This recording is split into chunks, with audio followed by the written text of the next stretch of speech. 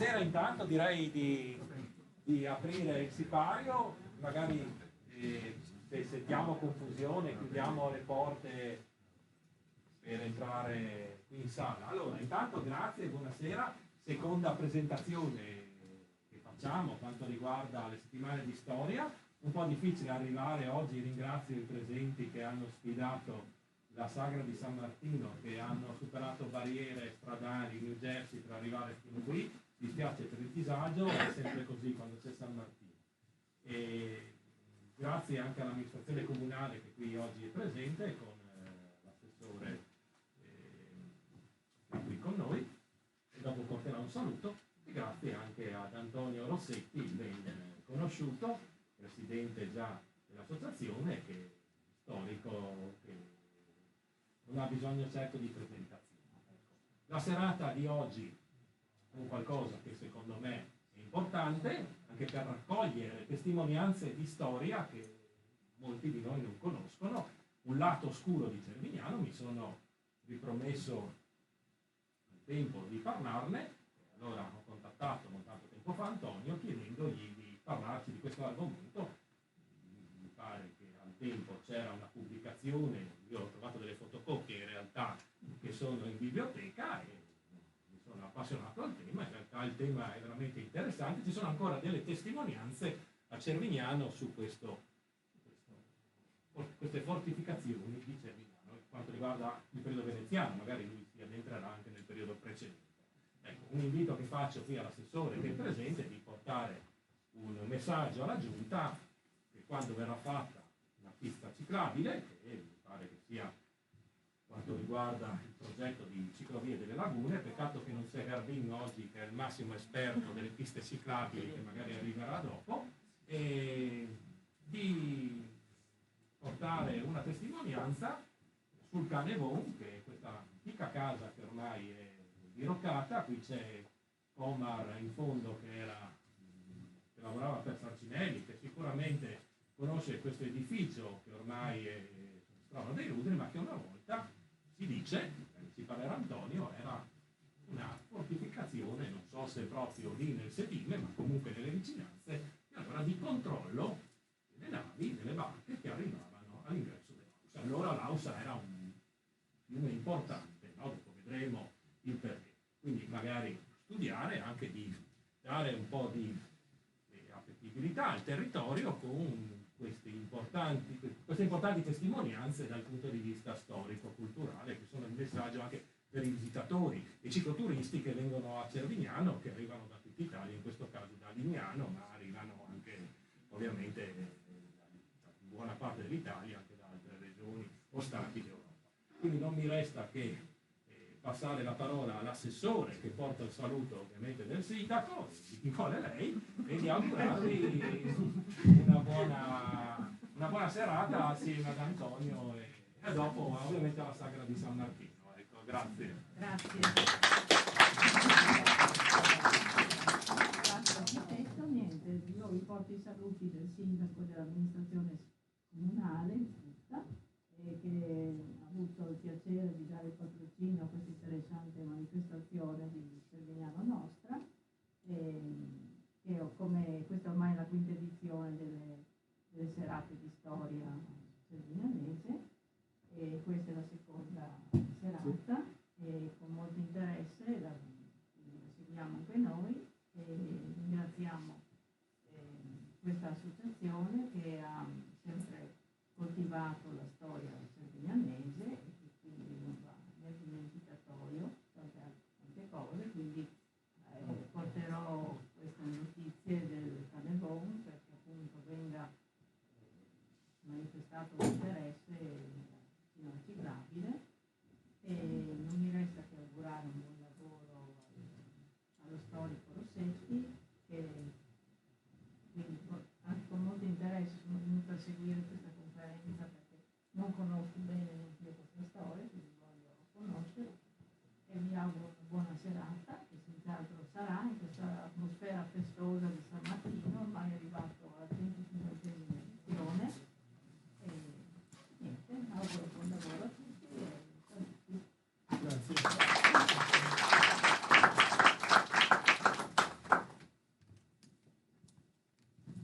anch'io saluto tutti i presenti ovviamente, mi siedo così mi trovo bene con il computer. Ringrazio Michele, presidente di Cervignano Nostra, ringrazio l'assessore per le parole che ha detto. Mi sentite tutti bene? Sì? Bene. Ecco, prima Michele in premessa ha fatto un accenno a delle fotocopie in biblioteca. Si riferisce a un estratto di un mio lavoro, ormai di antiquariato, perché risale al 1984 e all'epoca era molto difficile fare estratti eleganti, diciamo, quindi ho dovuto ricorrere ad una serie di fotocopie che poi ho fissato con dei punti metallici e ho distribuito questo breve studio ad alcune biblioteche, fra cui credo quella di Cervignano, penso che si riferisse a quella di Cervignano. Cos'è questo studio? È un resoconto, già di quegli anni, sulla storia delle fortificazioni cervignanesi. L'avevo preparato per il professor Tito Miotti, che forse avrete sentito nominare, autore insieme ad alcuni collaboratori, per quelli di sottoscritto, di un lavoro monumentale sulle fortificazioni del Friuli. Sono più tomi importanti, veramente voluminosi, con una rassegna completa di castelli, case forti, fortezze, fortificazioni di ogni genere che riguardano presenti su tutto il territorio friulano, quindi un'opera veramente imponente. Perché mi aveva contattato il professor Miotti? Perché 2 anni prima, ricordo che la data 8 gennaio 1982, il giornalista del Messaggero Nicola Cossar mi fece un'intervista su una mappa, un'importante mappa di Cervignano, che poi vedremo, che racconta le fortificazioni della nostra città del 1617. È importante non solo dal punto di vista storico, come documento, ma è importante perché quelle fortificazioni hanno lasciato il segno nel disegno urbanistico di Cervignano. E quindi ripercorreremo insieme questa storia e vedremo come la Cervignano attuale, almeno in parte, sia disegnata proprio su queste fortificazioni del 1617. Io vi parlerò anche di fortificazioni precedenti, ma mi concentrerò di più su questo episodio veramente importante per noi. Come sapete, Cervignano è una cittadina moderna, del tutto moderna. Non ha, se non appunto queste tracce urbanistiche, non ha ricordi o monumenti del passato, non è Udine, no? Tutta la sua storia, il centro storico importante, resti di mura, di torri, non è neanche Cividale, altro centro veramente importante. È una città moderna a Cervignano, però ha avuto tanta storia che non è mai stata, secondo me, valutata a modo. E la storia delle fortificazioni sono parte della storia di Cervignano. Quindi ripercorrere questo aspetto, diciamo così, urbanistico-militare è anche ripercorrere un po' la storia, diciamo, più generale della nostra città. Cominciamo con l'età medievale, perché la storia delle fortificazioni di Cervignano comincia nel Medioevo. Secoli X-XIV, cioè, diciamo che andiamo fino al 300. La storia di Cervignano inizia con questo documento. Questo documento che non c'è pervenuto in originale, questo è un regesto, come si dice di documenti, cioè un riassunto, una memoria, che si trova manoscritta in diverse biblioteche friulane e riguarda la conferma del re Berengario, re d'Italia, anno 912, all'abate Abone del monastero di San Michele di Cervignano. Questo è un atto che Berengario, era friulano, Berengario redasse a Pavia, che era la capitale all'epoca dell'Italia, del nord almeno, e conferma appunto a questo abate che il primo cervignanese conosciuto, l'abate Abone, conferma tutti i beni e privilegi che l'abbazia di San Michele aveva prima dell'ultima incursione dei pagani. I pagani erano gli Ungari, un popolo nomade, violento, fece diverse incursioni in tutto tutto il Friuli e non solo, anche oltre il Friuli, ma anche parte dell'Europa centrale, fra l'899 e il 950. È evidente che nell'anno 899 o nella seconda incursione del 904 questi ungari investirono anche il monastero di San Michele di Cervignano, che come dice questo documento esisteva. Noi sappiamo anche dove esisteva, nell'area dell'attuale chiesa di San Michele. Sappiamo appunto che non fu distrutto, come si legge in certi testi, proprio perché Berengario conferma al monastero, che evidentemente ancora esisteva, tutti i beni e i privilegi che aveva avuto in precedenza. Perché è importante questo documento? Che qui vediamo anche una versione ufficiale di Luigi Schiaparelli. Luigi Schiaparelli è stato uno storico, un attivista importantissimo. Questa è un'edizione del 1904, lui raccolse tutti i diplomi del re Berengario, fece un'edizione verso la città del Vaticano in quell'anno, e fra appunto i tanti documenti menziona anche il nostro, rendendolo così del tutto ufficiale, cioè lui ha collazionato, come si dice, i vari manoscritti esistenti nelle biblioteche e ne ha fatto una versione ufficiale critica, che vedete sotto le note si riferiscono alle varie versioni, perché i documenti manoscritti non sono mai uguali fra di loro, ci sono sempre delle versioni, quindi è bene che in un testo critico si citino in modo specifico. Perché parlo dell'abbazia? Perché dopo le incursioni ungare, e non solo le abbazie, ma tutti i centri abitati si dotarono di cinta fortificate, di torri, di fortificazioni, proprio per evitare di essere investiti nuovamente da questi incursori. Questo è un esempio eclatante. Questa è l'abbazia di Sesto Arredena, che diversamente dalla nostra, che è stata completamente cancellata dalla storia, è ancora viva, è ancora presente. E come vedete da questa torre di guardia era stata fortificata ed è contemporanea alla nostra, l'abbazia di Sesto Arredena. Questo è un esempio tipico di abbazia fortificata, per cui non abbiamo dubbi che anche la nostra sia stata fortificata. Questa è l'abbazia di Rosazzo, ancora in Friuli. Vedete che anche qui ci sono elementi fortificatori con una torre, parti di mura, ed erano appunto, come dire, fondamentali queste difese, proprio per salvaguardare l'abbazia, che era poi un centro di potere, ma era anche un centro di colonizzazione del territorio, era un centro culturale, era un centro di grande importanza l'abbazia.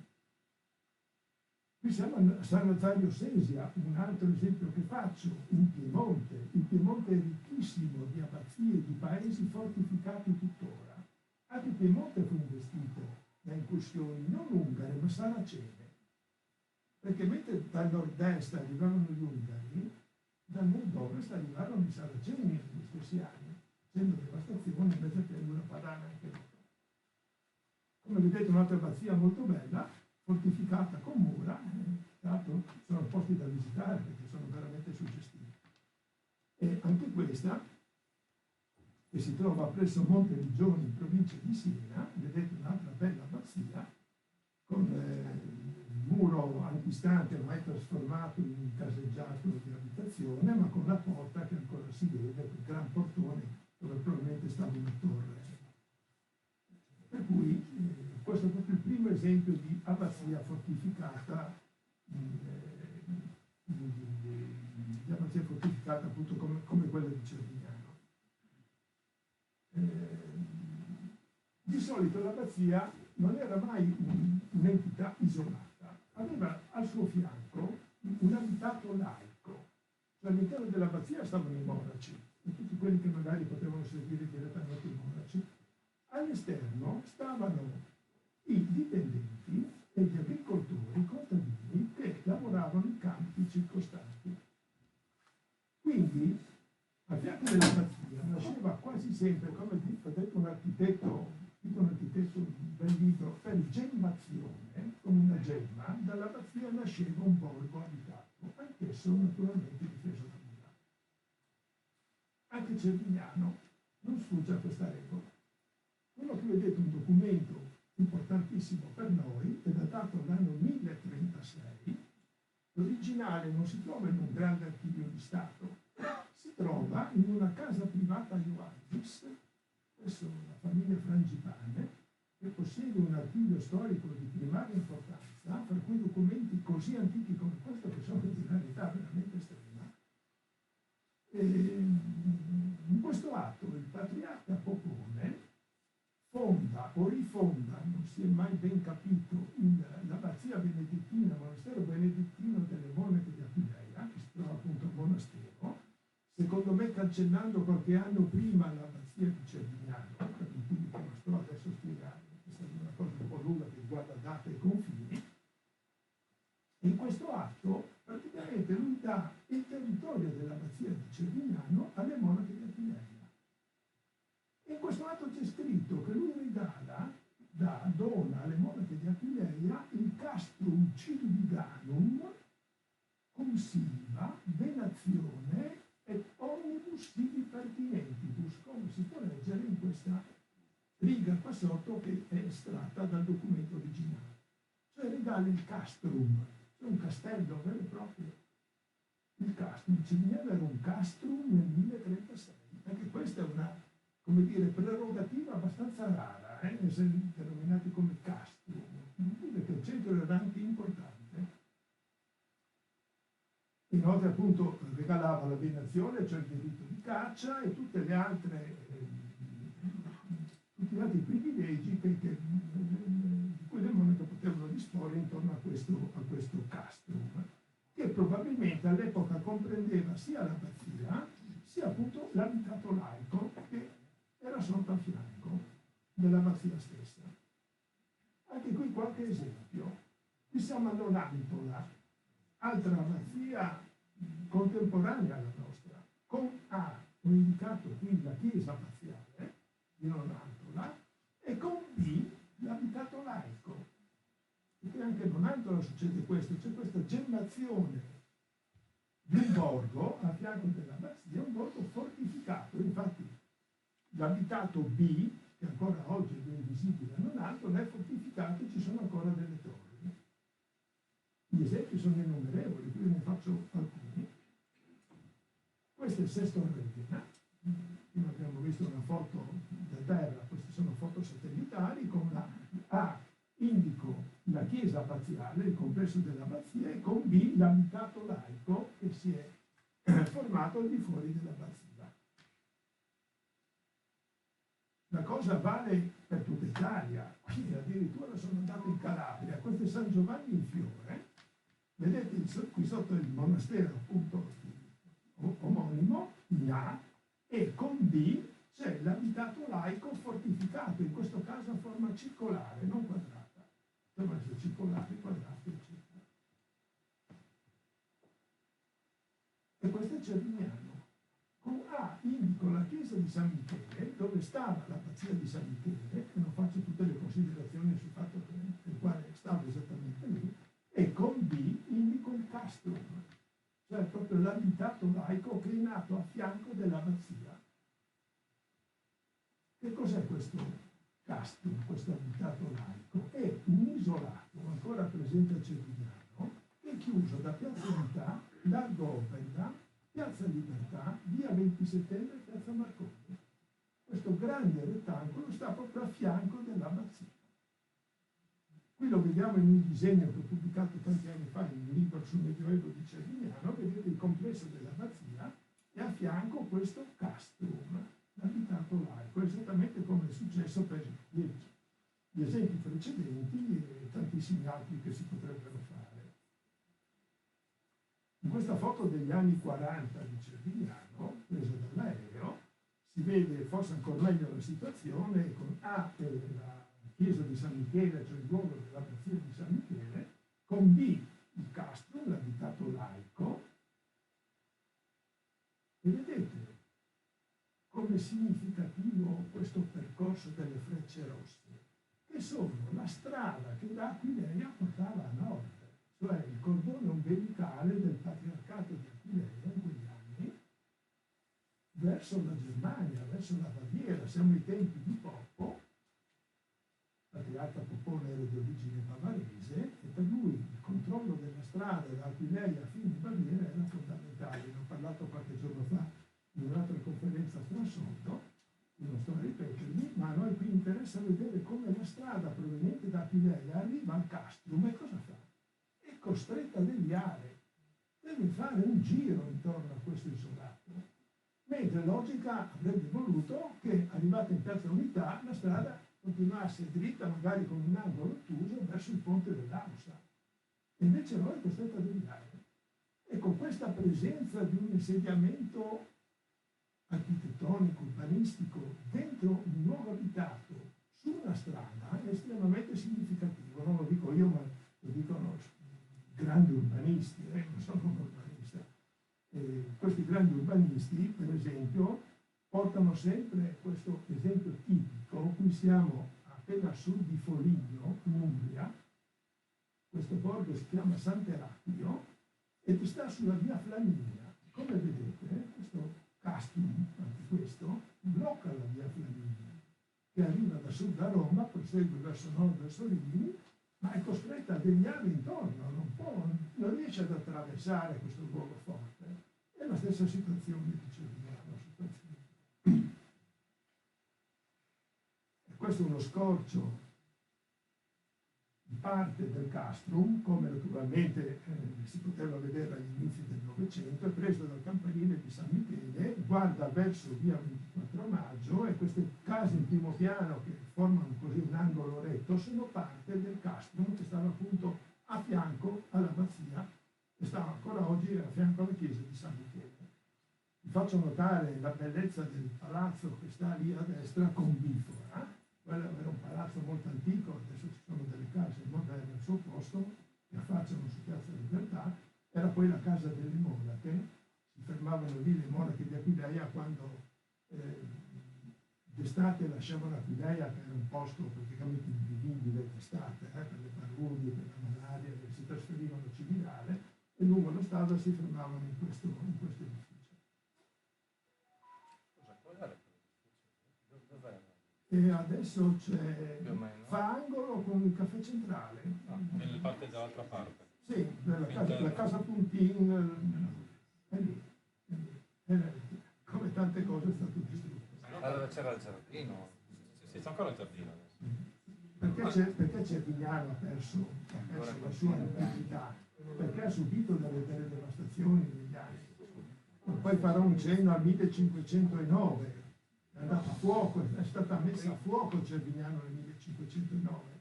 Nel 1617 è stata quasi del tutto smantellata.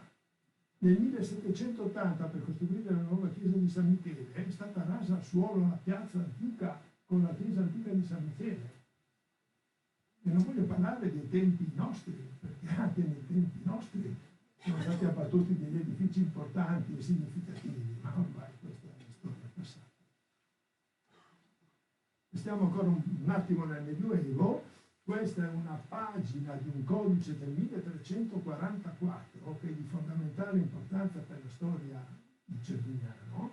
È un elenco censuario redatto per le monache di Aquileia del 1344 e si conserva al Museo di Cividale. In questo documento bellissimo c'è l'elenco completo di tutte le famiglie di Cervignano di quell'anno con tutti i loro beni.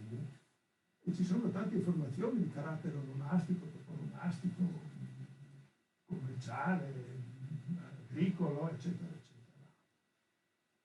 La cosa interessante, ecco, qui per esempio si parla di Michilinus Bedecano, che è stato forse il più ricco cervignanese di quell'anno, aveva tanti possedimenti, aveva mulini, aveva mansi, cioè grandi estensioni di terra, aveva case anche a più piani, ma soprattutto dove ho segnato, ho messo la freccia gialla, si dice che lui era proprietario anche di una casa più piani in Centa, dentro la Centa. La Centa non è altro che un nome più tardo rispetto a Castrum che indica praticamente lo stesso isolato. La Centa è un modo, come dire, friulano soprattutto di definire diciamo, i luoghi murati che difendevano i paesi. l'avevamo appunto anche noi, l'erede del castrum, e in questo documento è proprio segnalata come esistente, apparteneva a questo Michelius dell'età, un ricco cerviglianese di tanti secoli fa. Che cosa resta di antico? Probabilmente il campanile della chiesa di San Michele, una torre imponente, molti la definiscono medievale, probabilmente è stata incamiciata, come si usava soprattutto fra 500 e 600 per rendere più forti strutture che potevano essere difensive, si incamiciava, cioè si metteva all'esterno un'altra parete di muro, di pietra, proprio per aumentare lo spessore dell'edificio e renderlo un cappotto, e renderlo ancora più difendibile. Quindi questa probabilmente è l'unica manifestazione ancora esistente di antichità. Non parlo del mosaico longobardo che sta sotto, non ha niente a che vedere con le fortificazioni. E queste sono due fotografie di feritoie ripresi tanti anni fa all'interno del campanile di San Michele. Sono medievali, non so dirlo, può darsi che siano riferibili al 1617, come vedremo, però testimoniano il fatto che il campanile è stato anche usato come elemento fortificatorio. Vi faccio ancora vedere questo disegno che ormai trovo anche sul web, perché Michele qui lo ha diffuso, è un disegno che feci tanti anni fa, che non pubblicai mai, anzi poi ci ha pensato Michele a farlo. È una ricostruzione ideale di Cervignano del 300, e vista più o meno come se ci fosse un drone sopra San Girolamo, che è la chiesetta che vedete lì in basso a sinistra. Poi si riconosce il corso del fiume Ausa, a destra il ponte sull'Ausa, dove ancora oggi il nostro ponte, e via 24 maggio, quella strada in curva che va verso il centro, e vedete che ho ricostruito la centa con mura e torri, e oltre c'è la chiesa di San Michele. Tutto intorno c'è la campagna, che all'epoca era coltivata presso l'abitato ed era sicuramente non coltivata in lontananza. Verso Borgo Fornasile e Lausa all'orizzonte c'erano i terreni comunali, e qui si dovrebbe aprire una parentesi sul fatto che Cervignano è il comune più antico del Friuli, ed è testimoniato nell'anno 1081, un comune rustico, un comune rurale, non un comune cittadino, però era rappresentato da un decano e gli abitanti avevano certi diritti stabiliti con le monache del Fidelio. Più volte ho suggerito all'amministrazione di porre un bel cartello all'ingresso di Cervignano sotto il nome Cervignano del Friuli, un cartello marrone come fanno tanti centri più antico comune del Friuli, perché sarebbe legittimo farlo. Il documento lo prova. C'è l'assessore. Infatti mi stavo rivolgendo all'assessore. Bene, ecco, questa è un'altra veduta che ho qualche volta così illustrato in altre conferenze. È un'incisione di Marco Ricci, il famoso artista veneziano del Settecento, che riprende però disegni precedenti, certo Campagnola, altro artista padovano poi veneziano, forse anche di un fratello di Tiziano, e fa vedere un borgo fortificato che ha un fiume in primo piano. Vedete, c'è un bel fiume in primo piano, una centa a sinistra e una chiesa a destra. Io ho sempre detto, probabilmente non è Cervignano, potrebbe anche esserlo, perché se uno si mette sulla riva destra dell'Ausa, dove stavano i cavalli, per esempio, e guarda, adesso c'è un condominio che blocca la visuale, no? Però all'epoca si sarebbe visto questo scorcio, quindi magari non è Cervignano, però guardandolo possiamo immaginare come potrebbe essere Cervignano. C'è un fiume, una centa di qua e una chiesa di là. L'orientamento è perfetto. È una suggestione, non è nulla di più. Qualche esempio di borgo fortificato ancora esistente, perché chi non è stato sfortunato come Cervignano ha potuto mantenere certe cose. Qui per esempio siamo a Bruniera. Questo è un borgo sul fiume di Vicenza, vedete che possedeva almeno una bella torre che chiudeva il centro. Qui siamo all'Estizza, no? Nella pianura, ma anche in questo caso c'era una torre con tanto di porta sottostante che veniva chiusa dal corrente. Qui siamo a Mortegliano, era dotata di difese di un grosso torrione. Tra l'altro Mortegliano è stata importante anche per essersi ben difesa dai turchi quando è stata poi investita, ma anche paesini minori come questo che si chiama Arba ed è nella pianura a nord di Pordenone. Vedete che è tutto chiuso da una cerca con le torri. Praticamente tutti i centri abitati dell'epoca avevano una difesa. Chi è riuscito a mantenerla ancora oggi e chi ha perso tutto, come è capitato a noi. Apriamo un altro capitolo. A un certo punto il patriarcato finisce, Venezia si impossessa, si stava già allargando in terraferma, no? La Repubblica di Venezia era diventata una potenza, veramente a livello europeo e anche oltre l'europeo, visto che dominava l'Adriatico e il Mezzo Oriente. Venezia a un certo punto decide di impossessarsi del patriarcato di Aquileia per varie ragioni che non sto qui a dire, c'era un contrasto naturalmente con l'Asburgo che volevano anch'essi, come dire, sovrastare il potere del patriarcato. Fatto sta che i veneziani a un certo punto decidono la conquista del Friuli del patriarcato di Aquileia.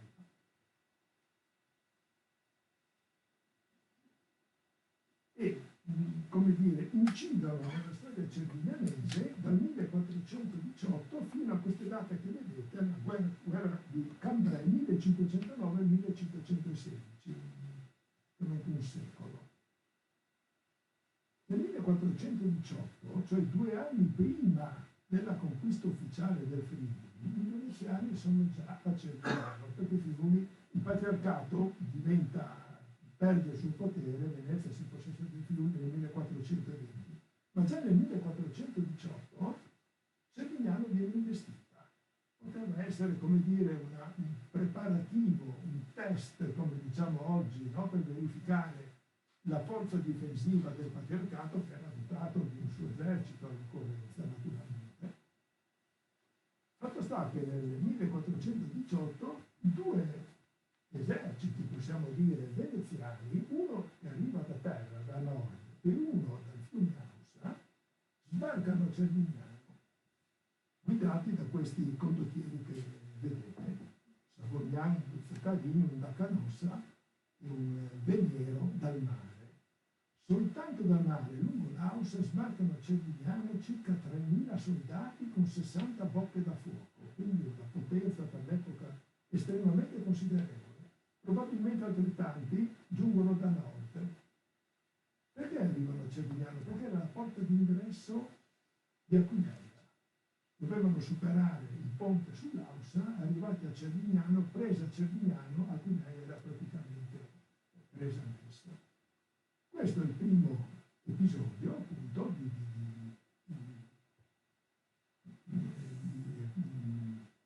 effetto bellico direttamente su Cervignano da parte veneziana, che poi appunto rimarrà veneziana per tutto il secolo, fino a che alla fine del 400, già dal 1477, e anche prima, cominciamo a subire le ingerenze dei turchi. I turchi entrano in Friuli in più occasioni, quasi sempre riescono a sconfiggere o a non far intervenire le truppe veneziane presenti e scorazzano per il Friuli.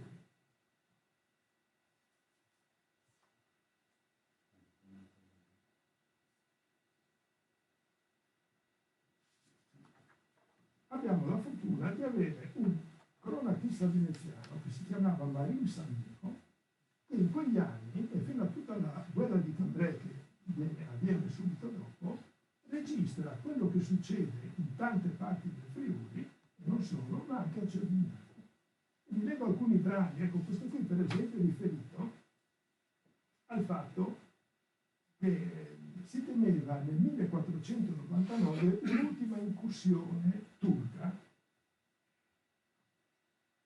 Marin Saluto, che è un cronachista dell'epoca, scrive settembre 1499 per mandar vituali et munizione pedoni in la patria, cioè bisognava che Venezia mandasse vettovaglie, munizioni e pedoni, soldati nella patria, come si chiamava il Friuli allora, e questi lochi al porto di Cervignano e soprattutto al porto di Cervignano. Questo è un primo accenno al fatto che per i veneziani il porto di Cervignano era di fondamentale importanza. Era il terminale del cordone ombelicale via mare da Venezia dentro all'interno della pianura friulana. Poi dice l'isola di Cervignano come luogo di transito per le truppe dirette all'Isonzo e alla Cittadella, cioè a Gradisca, perché era là che si combatteva soprattutto contro i turchi, là che si trovava fermati. L'isola di Cervignano. L'isola di Cervignano lo vedremo dopo. Poi ancora il 28 settembre mandate a Gradisca munizioni et orzi, cioè vettovaglie sostanzialmente, cereali, con barche per la via di Cervignano. Cioè c'è un traffico qui. Poi ancora, venne Bernabò da Varmo, castellan della patria, e mostrò i lochi della patria da Marina e Tapineia alla Ixola di Cervignano, dove staria sicuri cavalli 3000, per l'acqua della Mondina, a cui lei si può porre in isola, eccetera, eccetera. Cioè dice in questa relazione che nell'isola di Cervignano potevano stare fino a 3000 cavalli, cioè una forza di cavalleria notevolissima, pronti per ogni eventualità. Poi ancora nel 1500, perché il pericolo turco non è che ci fosse internet per cui si sapeva in tempo immediato cosa facevano i turchi in Bosnia o da qualche altra parte. Ancora nel 1500, 27 agosto, scrive a Cervignano e feni in abbondanza, cioè ci sono vettovaglie, ci sono magazzini di fieno fondamentali ovviamente per la cavalleria in abbondanza. Poi ancora nell'ottobre scrive in Friuli al provvedatore, vi mandi 300 previsionati e bombardieri, anche qui una forza militare, e mandare le barche a levarli a Cervignano e mandargli biscotti e farine. Cioè c'è tutto un traffico militare e logistico fra Venezia e Cervignano. Poi ancora, ricorda il 22 ottobre, un tale Piero di Paxe, rasonato, cioè un ragioniere dell'esercito veneziano, ritornato da Cervignano a dar la paga ai fanti, perché naturalmente la paga era fondamentale come nelle tovaglie. Questo quindi sta a significa l'importanza di Cervignano in questo scorcio ultimo del 400 per Venezia. Era veramente fondamentale.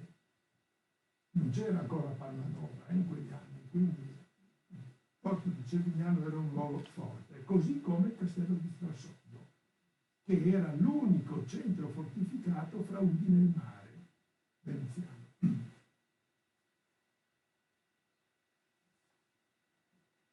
Passato il pericolo turco, se ne presenta un altro molto più grave, e rappresentato per i veneziani da questo signore, che è l'imperatore Massimiliano I d'Asburgo.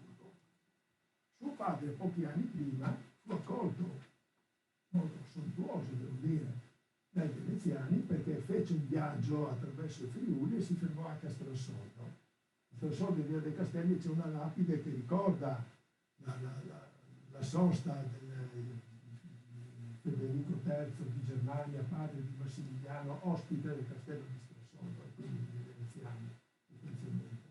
Però Massimiliano nel 1508 decide di dare battaglia a Venezia. Uno scontro secolare, epocale fra Venezia e Asburgo, e poi fra l'Italia e Asburgo. No? Questo confine, questo nostro Friuli ha sempre vissuto queste vicissitudini belliche. Scoppia la guerra cosiddetta di Cambrai. Venezia stava diventando troppo potente, forse un po' troppo presuntuosa, e le maggiori potenze europee si coalizzano, Spagna, Francia, Asburgo e Papato, contro Venezia. Venezia è circondata. A Cambrai, che è un paese francese sul confine del Belgio, firmano un trattato. In questo trattato queste potenze vogliono smantellare i beni di terraferma di Venezia, che andavano nella pianura da Bergamo compresa fino alle nostre terre, e poi più a sud tutta la zona della Romagna, e poi ancora più a sud in Puglia, e poi naturalmente c'era anche la Dalmazia. Volevano smantellare Venezia. Beh, lasciandole forse soltanto l'antico potere navale sul mare. Scoppia la guerra, dura dal 1509 al 1516 sostanzialmente. La coalizione a un certo punto si smembra, Venezia riesce a mantenere tutto quello che ha, salvi alcuni piccoli territori che perde anche da queste parti.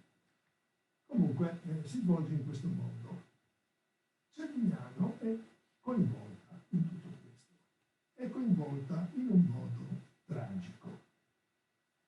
Perché l'11 settembre del 1509, come ho detto in un'altra conferenza che noi abbiamo avuto l'11 settembre, non solo a New York, noi abbiamo avuto pochi secondi prima, Cervignano viene investita dagli imperiali, cioè dagli Asburgo, truppe croate, molto probabilmente, guidate da Cristoforo Frangipane, che qui vedete in preghiera con sua moglie. Allora si pregava, ma si ammazzava. Allora Cervignano viene presa da queste truppe e ci dice il nostro bravo Marin Samulo, 1509, 11 settembre, i nemici essere venuti a Cervignano, loco situato in un'isola vicino a Pinegia, dove era reduti assai villani, cioè i contadini dei dintorni si rifugiarono a Cervignano, sapendo che c'era in arrivo questa orda di militari nemici. Si rifugiarono conformenti, eccetera, eccetera. E tandem i nemici introno, cioè i nemici comunque entrano a Cervignano, probabilmente entrano anche nella Centa, quell'introno è molto significativo, e usano grandissima crudeltà, ammazzando donne e putti, e tolto i fornenti, ed altro che trovano e brusono il loco. Ecco, l'11 settembre nostro direi che è quasi paragonabile, per carità, probabilmente con altri numeri, però Cervignano fu di fatto messa a ferro e fuoco. E donne e bambini passati per le armi, senza alcuna pietà. Non era una crudeltà particolare, era una crudeltà comune all'epoca, comunissima. Non so se conoscete il Giove di Grasso del 1511, che riguarda Udine soprattutto, ma anche altri paesi del Friuli, crudeltà veramente, come dire, consuete, come questa illustrata da Franz Hogenberg, illustratore tedesco. Qui siamo in anni più avanti, ma è una delle illustrazioni che lui dedica, riguarda la guerra degli Ugonotti, la strage degli Ugonotti avvenuta in Francia, e quindi mostra molto bene quello che succedeva. Questa potrebbe essere Cervignano. C'è un fiume, c'è un paese fortificato, vedete anche qui con le mura, e c'è una strage in corso di tutti praticamente gli esseri viventi, nemici o non nemici, adulti o bambini, vengono fatti fuori tutti, perché si faceva così. Si faceva così. Che cosa succede alla fine di questa guerra? Nel 1500, anche Strassoldo sarà investita, nel 1516 sarà anche data alle fiamme. Che cosa succede alla fine di questa guerra? Come vi dicevo, che Venezia mantiene praticamente tutto il suo territorio di terraferma, ma qua e là perde delle posizioni. Questa cartina, che è molto complicata, fa vedere la situazione di Cervignano e di Torri. A sinistra vedete San Giorgio di Nogaro, in basso Aquileia, a nord siamo nella zona di Palmanova. Ecco, in questo piccolo territorio guardate che razza di confini sono venuti fuori. C'è un intreccio pauroso. Strassoldo e Muscoli rimangono a Venezia, così come Muruzis, che è quell'isoletta, vedete lì, quel tondino. Muruzis è dentro invece il territorio austriaco, comprende per esempio Aiello, Ioannis, Ruda, Aquileia, Terzo, e Cervignano. Cervignano diventa austriaca, la Cervignano a sinistra del fiume Ausa diventa austriaca, Cervignano a destra del fiume Ausa, allora non c'era una Cervignano a destra del fiume Ausa, e rimane veneziana, anche se pure lì ci furono contestazioni che non vi sto a dire. La cosa importante però, si vede nell'immagine di destra, i veneziani mantengono il collegamento via mare e via fiume Ausa con Cervignano, dove staranno sulla riva destra del fiume, e poi su per Palmanova. quando ci sarà Palmanova, loro avranno questo corridoio continuo che praticamente fa da, appunto, ripeto, cordone ombelicale fra il mare dove loro dominavano e l'interno del Friuli. Questa è un po' la conseguenza per quanto ci riguarda della fine della guerra. Questa è una bella vedutina del porto di Cervignano seicentesca, che si vede molto bene Cervignano, in questo caso il nord è in basso e il sud è in alto, Cervignano abitato, il ponte sul fiume Ausa tagliato, era un ponte di legno che veniva tagliato, era stato tagliato in quell'epoca per permettere il passaggio delle barche con alberi, è stata un piccolo ponte levatoio da parte del ponte, le barche potevano passare. In basso c'è la riva invece veneziana con un'osteria che era famosa all'epoca, si chiamava Strassoldo avanti di San Marco. Comunque Cervignano diventa il luogo di confine. Il Cervignano vero e proprio diventa austriaca, la riva destra è veneziana. Questa situazione, come dire, esplode in un'altra occasione, la guerra gradiscana, 1615-1617. Poi 1915-1917, Italia-Austria, qui Venezia-Austria, 3 secoli dopo le date sono le stesse. Anche qui non sto a raccontarvi le vicende del perché nasca questa guerra, fatto sta che scoppia questa guerra, la prima cosa che fanno i veneziani è occupare Cervignano. Da Palmanova scende il gruppo armato, i veneziani, occupa Cervignano, e Cervignano era fondamentale per i rifornimenti, come abbiamo già visto durante la guerra di Cambrai e il periodo turco, l'incursione turca. La guerra di Gradisca coinvolge molti luoghi. L'obiettivo era per i veneziani la presa di Gradisca, che era diventata anch'essa austriaca, non ci riusciranno, e si svolgono diverse battaglie nei dintorni. Questa è una veduta generale dell'area, vedete, da Palmanova a Gorizia, sostanzialmente dal mare fin quasi verso Udine, dove si svolgono questi fatti bellici che interessano solo relativamente il loro complesso. Questo è un disegno di Giovanni Justo che si trova al Museo Corredi di Venezia. Vedete lì a sinistra Palmanova, quella grande fortezza lettone. Estraggo dallo stesso disegno questo particolare riguardante Cervignano. E già è significativo, qui si vede una Cervignano fortificata. Vedete, con 2 cinte murarie, con 2 fortificazioni che chiudono l'abitato. Però questo disegno è molto sommario. Ci resta, per fortuna, un'altra testimonianza di uno storico udinese che si chiamava Faustino Moisesso, con un nome molto strano, che suscita sempre curiosità, soprattutto a Udine, perché quel nome è Moisesso. C'è una via dedicata a Faustino Moisesso nella zona di via Colugna a Udine. Moisesso era di origine ungherese, i suoi antenati erano ungheresi, si chiamavano Moises, erano ebrei. Poi è stato italianizzato, venetizzato in Moisesso. Fu uno storico contemporaneo alla guerra di Gradisca, anzi vi prese come parte, e lasciò un'opera fondamentale per la conoscenza di quella guerra, l'istoria dell'ultima guerra in Friuli, pubblicata a Venezia nel 1623, quindi pochi anni dopo la fine della guerra stessa. In questo libro c'è un intero capitolo dedicato alle fortificazioni di Cervignano. Un libro che non era mai stato studiato prima appunto della mia intervista a Nicola Cossart nel 1982, anche perché poi facevo riferimento ad un disegno che poi vediamo.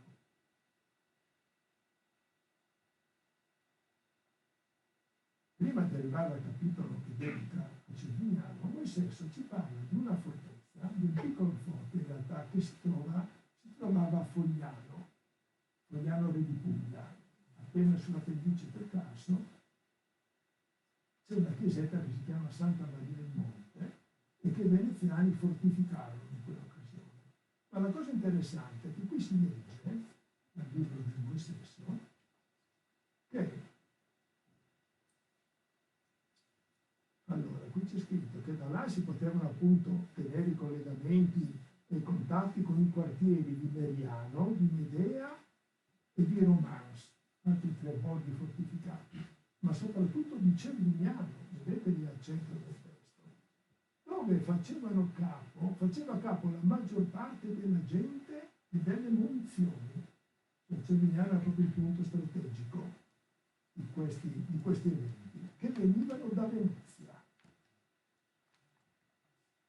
E però era molto conveniente, perciò, l'aver l'occhio, cioè tenere tutto sotto controllo, soprattutto quello che succedeva a Cervignano. A Cervignano, dice poco dopo, alloggiava allora in Cervignano Girolamo Marcello, un nobile veneziano, con una ben grossa compagnia di corazze condotte da lui dal Piemonte. C'erano i mercenari in quelle guerre. A un certo punto Venezia farà combattere addirittura una spedizione olandese, perché scendono e scusate, arrivano giù dall'Olanda per combattere e appunto dove questo Girolamo si era comportato con grande valore con queste corazze, cioè con questi soldati armati piemontesi. Questo è oggi Fogliano, il forte di Fogliano, costruito dai veneziani proprio in questi 2 anni, all'inizio della guerra di Gravista. A sinistra vedete una parte di un disegno che fa vedere la fortificazione coeva, e a destra come si presenta oggi. È un luogo interessante da vedere, una piccola chiesettina molto carina, appena lì sulla prima pendice del Carso vedete la chiesa di Santa Maria molto circondata ancora da questo fortino veneziano, del quale oggi rimangono queste mura che non sono molto probabilmente quelle vere, originali, sono un po' troppo deboli, diciamo, però ripercorrono il tracciato antico.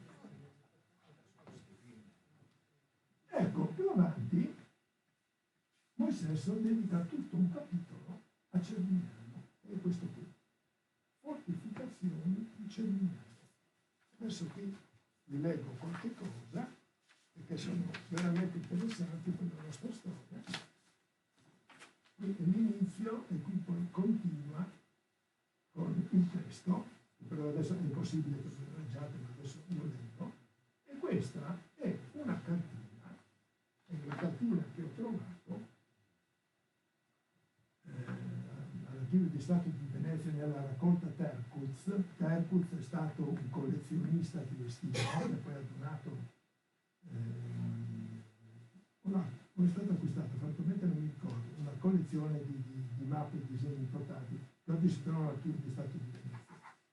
Questo disegno riguarda la zona di Cervignano ed è stato redatto, disegnato proprio da quel Girolamo Marcello appena citato da Moisesso, che alloggiava a Cervignano. Vediamo cosa dice. Allora dice, erano fin sotto il 18 di gennaio venute lettere da Venezia che i provveditori davano ordini di fortificare Cervignano, i quali, avendosi pur al fine da eseguire, avea Girolamo Marcello, per vaghezza militare, che gli piaceva, no, fare queste cose, per vaghezza militare, come quelli che aveva per molti giorni tenuto quartiere in quella terra, cioè a Cervignano, fatto un disegno della fortificazione da farsi in quel luogo. Eccolo qui il disegno del Marcello, il quale, veduto di Don Giovanni, che era il capo dell'esercito veneziano, fu molto commendato. Essendosi poi di commissione dell'ando egli con l'ha trasferito, consigliò come cosa utilissima al principe che Cervignano fosse dai fondamenti interamente spianato. Per fortuna questo consiglio del De Medici non fu, Don Giovanni non fu messo in atto. Invece si decise di metterlo, di fortificarlo secondo il parere del Marcello, il che fu eseguito in questa maniera. fu primieramente levato il ponte che è nella strada maestra prima che s'arrivi a Perteuis, cioè le fortificazioni partono da lontano, ci sono ben 4 serie di fortificazioni prima di arrivare al porto di Cervignano. Qui lo vediamo meglio perché la cartina, mi rendo conto come era prima, non era molto leggibile. Vediamo dove sta Cervignano, dove sta Terzo in alto e dove sta Palma a sinistra. Io all'inizio mi confusi quando vidi quella fortezza lì al centro del disegno, pensai che fosse Palma Nova, invece non è Palma Nova.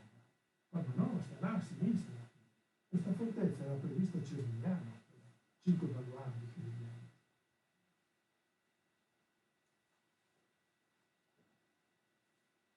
Questo in particolare che riguarda proprio la zona di Cervignano e l'area che sarà fortificata. E sarà fortificata in questo modo. Qual era il concetto del Marcello? Per arrivare a Cervignano c'erano 2 strade che i nemici austriaci potevano percorrere, una che arrivava da Perteo del Siciletto e una che arrivava da Artideria Terzo, non ce n'erano altre. Questa è l'isola di Cervignano di cui si parlava già, abbiamo visto già nel periodo delle incursioni turche. L'isola di Cervignano è tutto questo gran tratto di terreno chiuso dal fiume Ausa, dal fiume Terzo e soprattutto dalle paludi. Vedete che c'è una palude lì al centro. Questa palude si allargava dove oggi c'è l'area Rossato di Cervignano. La Scodovacca e Cervignano sostanzialmente. Da lì non passava nessuno. C'erano 2 strade per arrivare a Cervignano e quelle 2 strade dovevano essere fortificate. Altra possibilità che potevano avere gli austriaci era quella del fiume Ausa. Anche quella poteva essere un pericolo, navigato dai veneziani, poteva essere navigata poi dagli austriaci. L'unico collegamento che la fortezza di Cervignano poteva avere con il resto della terraferma veneziana era la strada di Palma, Muscoli, Strassoldo, Palma, Palmanova, che è questa qui che vedete, questa freccia arancina che ho messo, quella era l'unica addirittura di salvezza che si poteva avere. Quindi cosa fanno i veneziani? Al ponte di Perteole, come vi dicevo,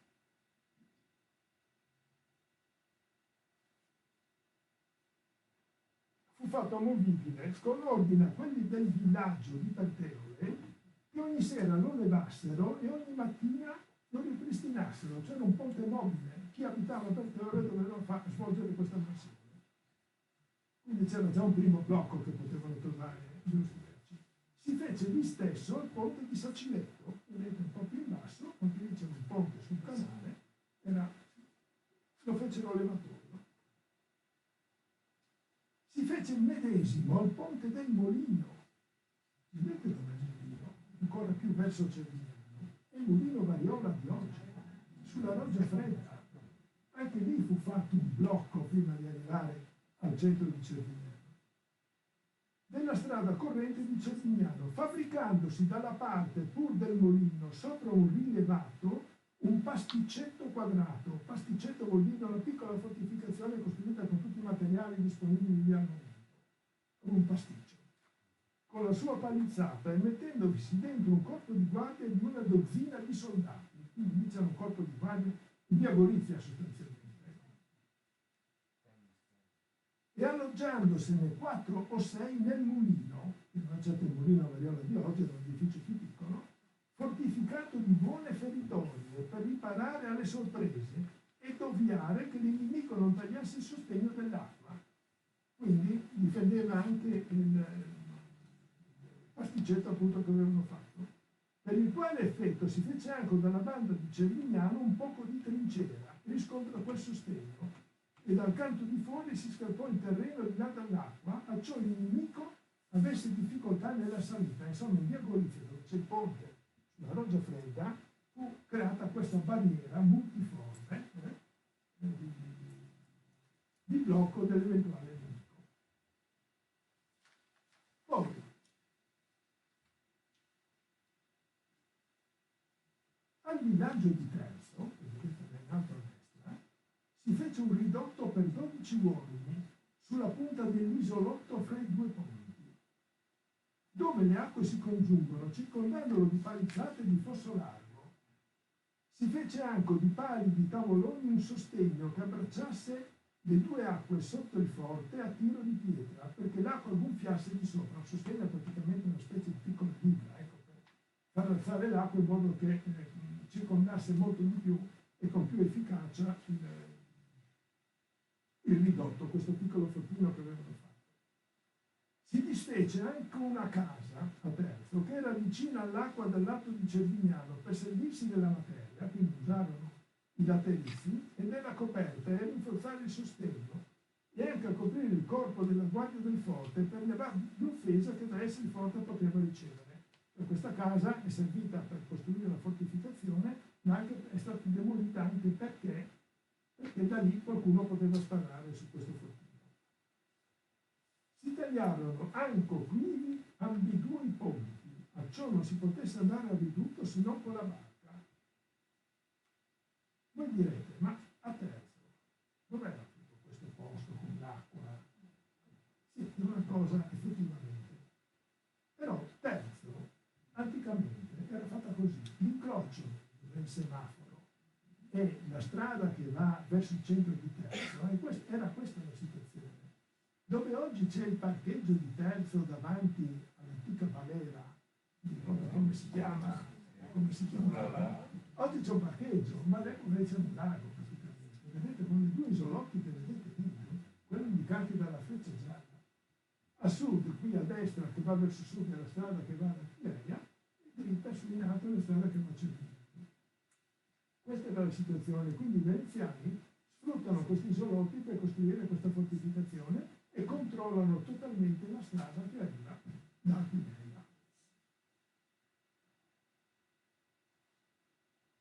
Allora, eravamo qui, sì, poi dice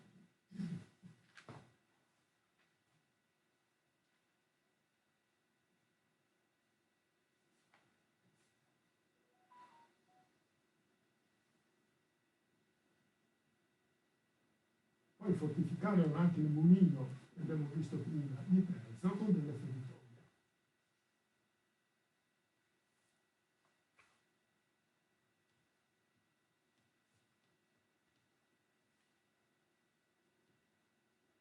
Poi dentro Cervignano si diede buona forma a un ridotto.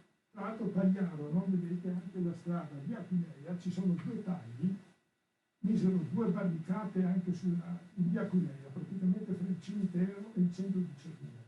Quindi anche questi furono ulteriori blocchi verso il centro di Cervignano. E qui siamo a Cervignano, vera e propria. Dentro Cervignano poi fecero un ridotto vicino al ponte, vedete questo ridotto qui in basso a sinistra, e anche una trincea. Il ponte era fondamentale.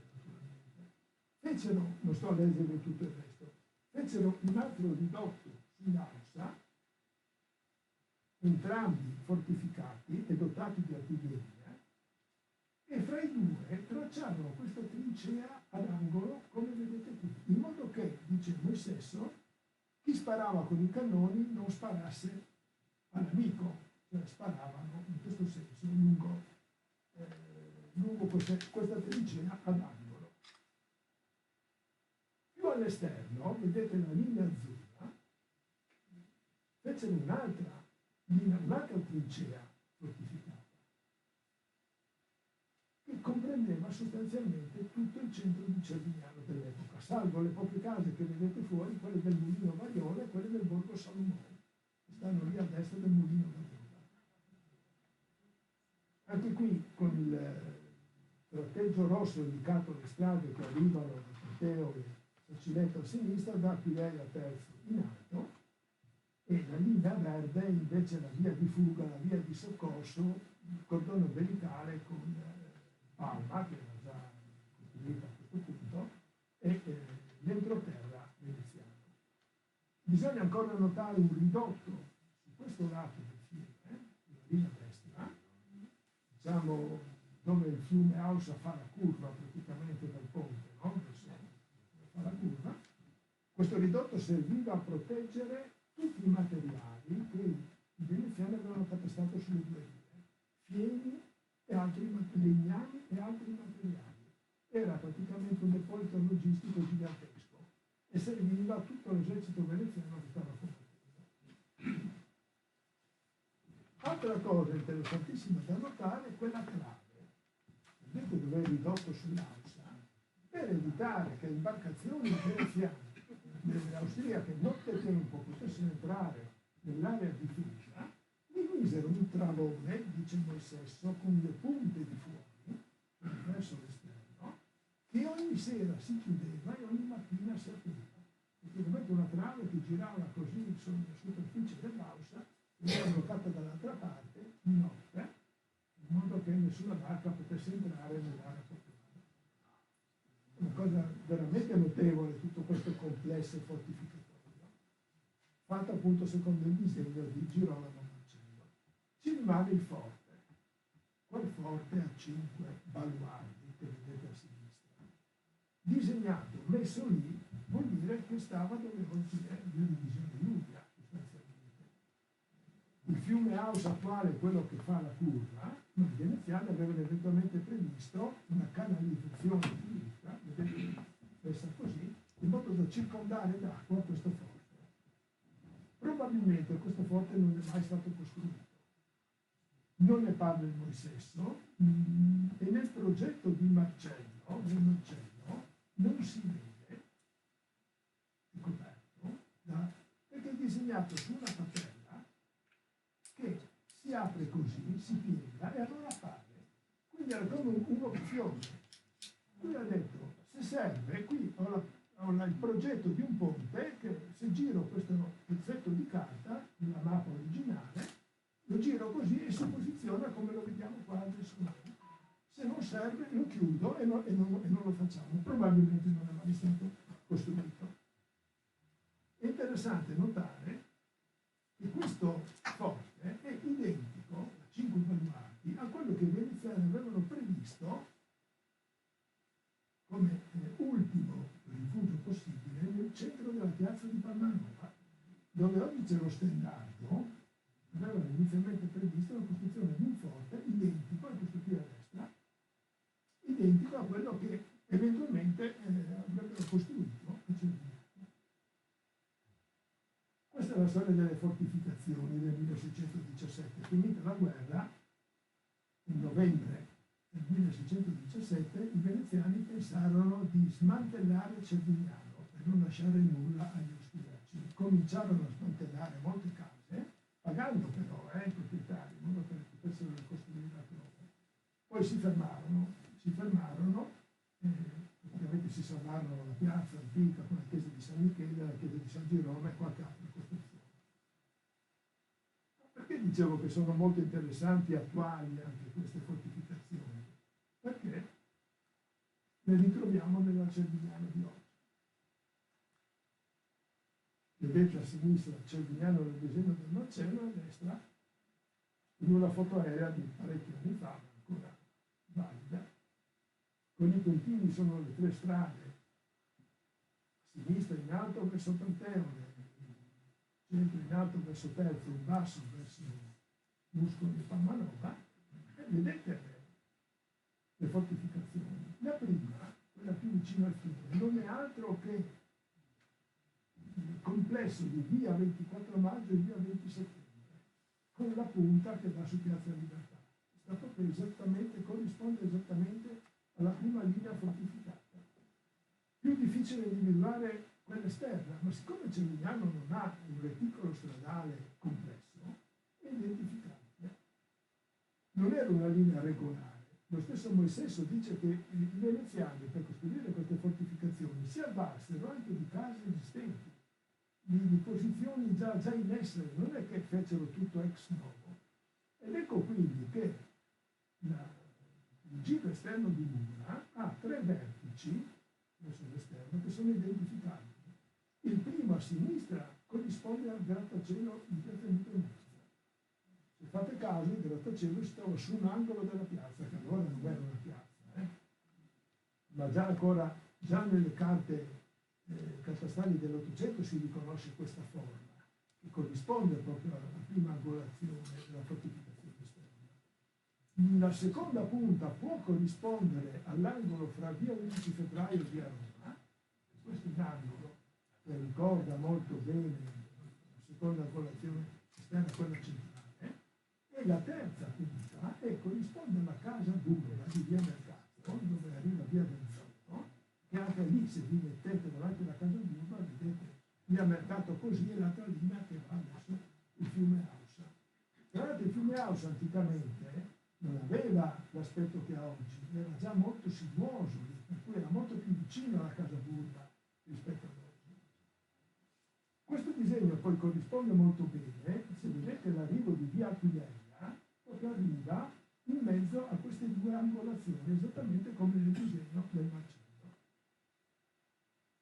Per cui ecco che l'urbanistica attuale di Cervignano, almeno di questa parte del centro, proprio è stata, come dire, si è sovrapposta, volenti o nolenti, a un disegno esistente, a delle trincee, a dei fossati anche esistenti, perché naturalmente davanti alla trincea stava il fossato, cioè si scavava un fosso e con la stessa terra si costruiva la trincea, rinforzandola naturalmente. Per cui sono elementi che rimangono, no, sul terreno e sono poi stati, come dire, utilizzati in qualche modo per il disegno urbanistico successivo. Ci sono poi almeno altri due elementi riconducibili a questo periodo, a questa guerra, questo 1615-1617, e sono esterni al disegno di Girolamo Marcello. Il primo è il Canevon, di cui parlava prima Michele. Il Canevon era, perché ormai è collassato, era una casa rustica sulla strada di Prandizione, proprio vicinissimo al fiume Ausa. Angelo Molaro, il primo storico di Cervignano, ci racconta che lì erano ancora evidenti delle trincee, dei piccoli bastioni, che lui però riteneva realizzati dai veneziani nel Settecento. Ma nel Settecento i veneziani non avevano necessità di costruire nulla di fortificatorio sulla riva destra dell'Ausa. E invece sono molto probabilmente riferibili a questa guerra, a quella del 1615-1617.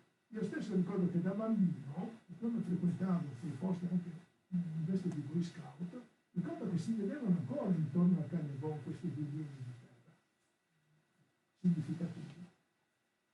Vedete dove è il Canevon? In questa foto a sinistra, una foto aerea dell'Istituto Geografico Militare, anche questa anni 40.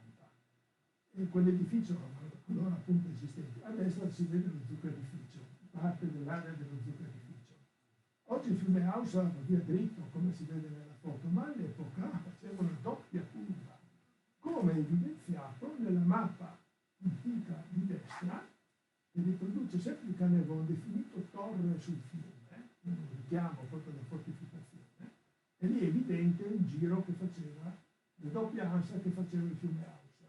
Insomma, una fortificazione che controllava l'Ausa due volte, la prima curva e la seconda, era veramente un posto fantastico per la difesa, veramente ben studiato.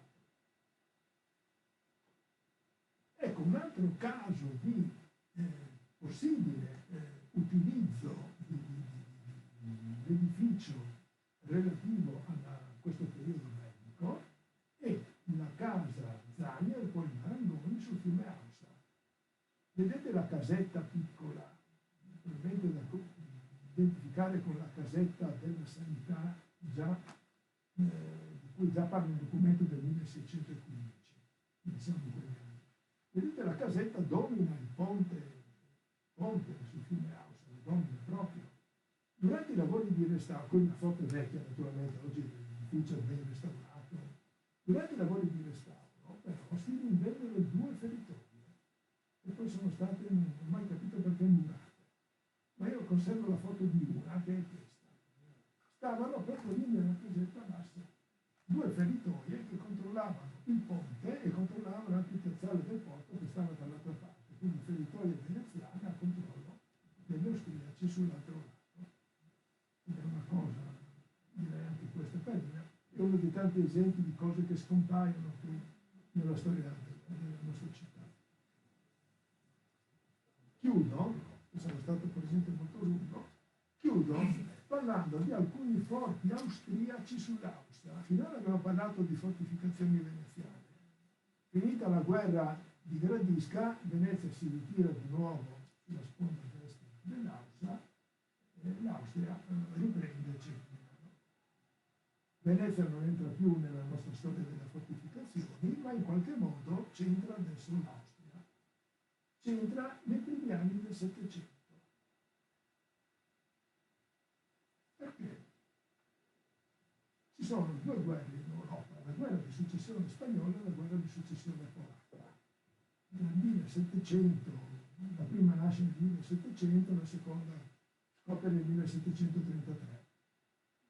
Praticamente lotte di potere fra gli Asburgo e i francesi, sostanzialmente. Ma non ci riguardano queste cose, ci riguarda soltanto un episodio, forse due episodi, che succedono, anzi due episodi, sì, che succedono sulle rive dell'Ausa, lungo il fiume Ausa e ad Aquileia. Qui c'è il professor Perini che ha scritto un interessantissimo articolo sullo sbarco dei francesi, l'incursione francese ad Aquileia nel luglio del 1703. I francesi naturalmente hanno provocato in qualche modo gli austriaci nell'arco Adriatico, si sono presentati con una piccola flotta nell'arco Adriatico e per mezzo di barche hanno voluto fare questa incursione fino ad Aquileia, dove pare ci fossero dei magazzini con delle derrate predisposte per le truppe austriache. Quindi fanno questa incursione, entrano in qualche modo in un canale in corso d'acqua, arrivano ad Aquileia e mettono a fuoco il paese e depredano quello che era stato conservato.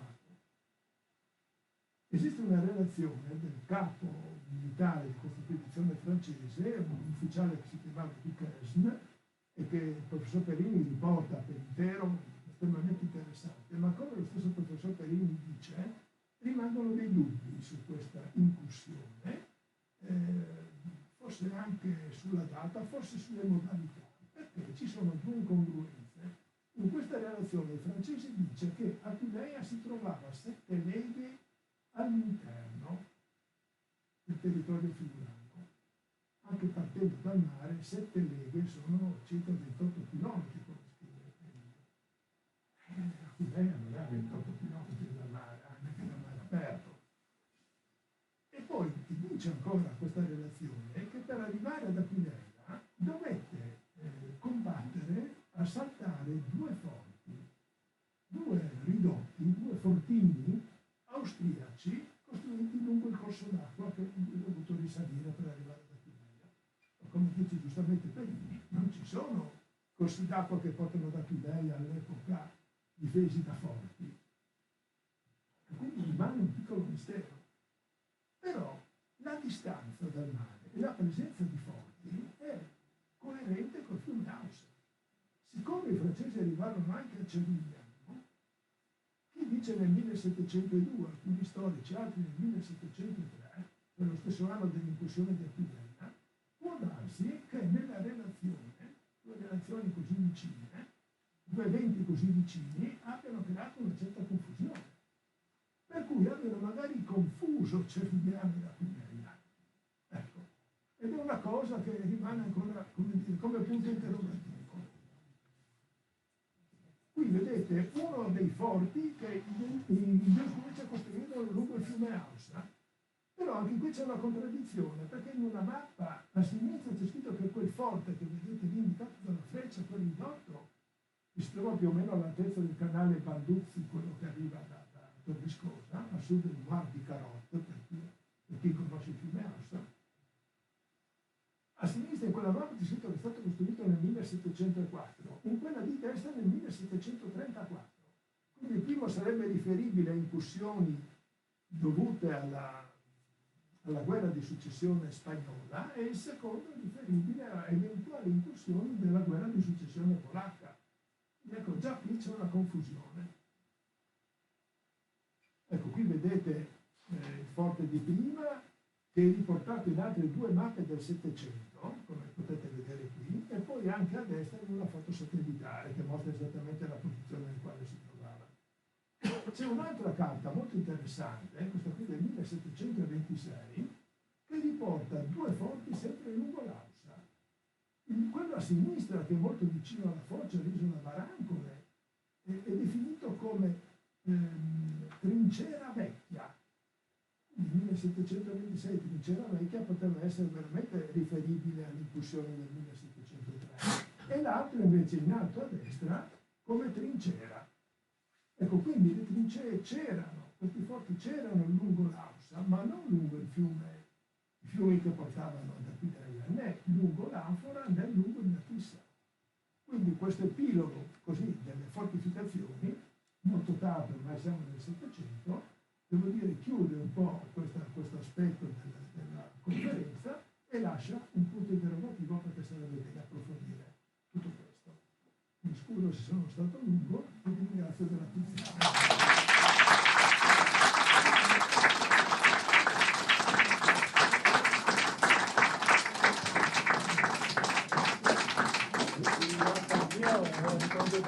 Ricordandovi che venerdì prossimo siamo di nuovo operativi, questa volta in una bella osteria, bar all'Alpino, non lontano da qua, e questa volta beveremo insieme un bicchiere con una conferenza sul tema le scritte fasciste in primis.